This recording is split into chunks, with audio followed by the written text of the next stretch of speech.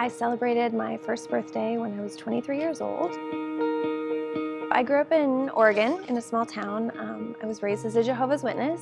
We grew up with a lot of rules. It's a very, legalistic, strict religion. I was a tough kid. There was a lot of stress in the environment in my home. I really received the message that I was bad and that the way that I behaved was because I was bad. I remember I got to this one point when I was like 23, I had messed up, and so I had to go confess. One of the elders looked at me and he was like, just because you're crying doesn't mean that you're sorry.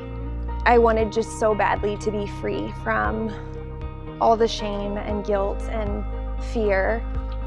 I made a big decision to leave.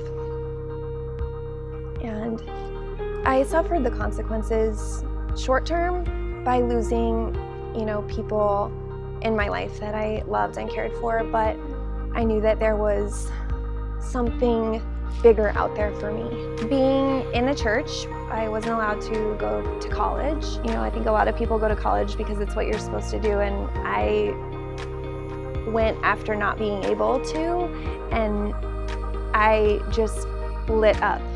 I wanted to prevent some of the issues that I had as a child. I wanted to prevent that from happening with other children. And so I found myself in the field of school psychology. I'm a school psychologist. All the time I think about what mark am I leaving on this world. And in the work that I do, when you work in preventative work, I won't really see necessarily the effect that I've had, because hopefully I'm preventing problems, right? So I may not see the effect that I have on kids, but I find it in the little things, like every day when I